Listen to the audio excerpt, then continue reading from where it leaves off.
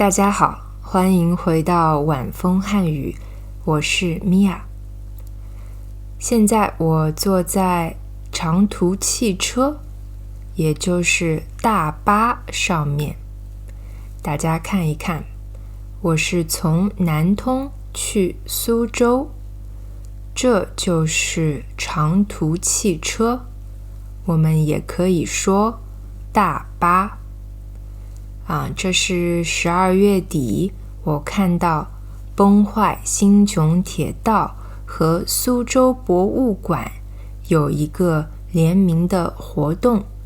南通离苏州挺近的，所以我就想去玩一玩。这是车窗外的风景，现在还是在南通。我们看一看，天气还可以，蓝天白云。这是窗外的树木，很多树还是绿色的，也有的树变黄、变红、变棕了。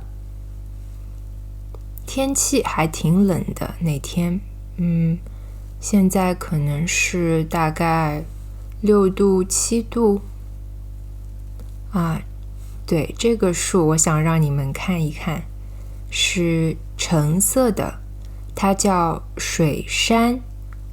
你看后面一大排都是水杉树。在冬天，这种绚丽的橘色给人很温暖的感觉。南通和苏州中间隔着长江，长江是中国的第一长河，全长6300多千米。长江也是全世界第3长河。你们知道第1和第2是什么河吗？第1是尼罗河，第2是亚马逊河。你们现在就看到的是长江了。那为了过江，我们修建了苏通大桥。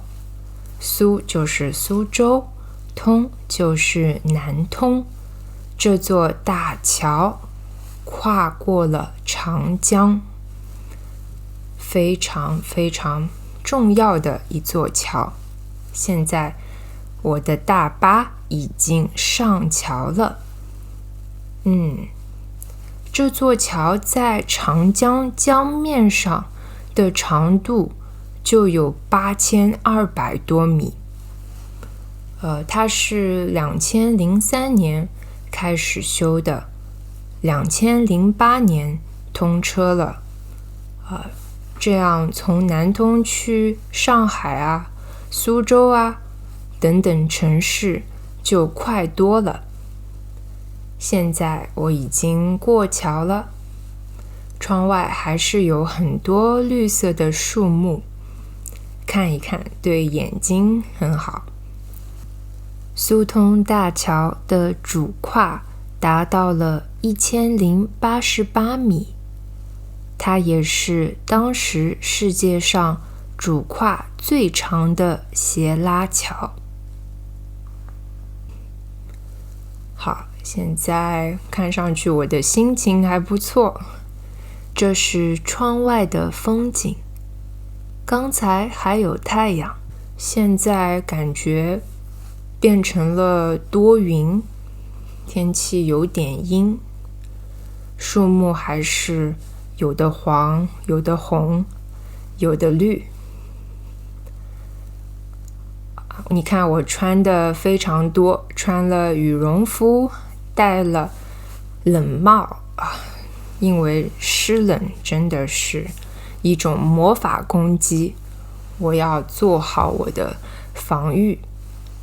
那从南通到苏州坐大巴要行驶大概120千米，不堵车的话1个半小时。这是苏州汽车站，这边是售票大厅，这边是出口，刚才我就是从出口过来的。那我现在站着的这里叫广场。你看上面写着苏州北广场汽车客运站。汽车客运站就是长途汽车站。好，现在我在广场上走一走，准备去坐地铁。那我在苏州博物馆看到了什么？星穹铁道的联动好玩吗？这是一张照片，先给你们看一看。在底下的几集视频里面我会告诉你的。这里是晚风汉语，我是米娅，别忘了给我点个赞。我们下期再见，拜拜。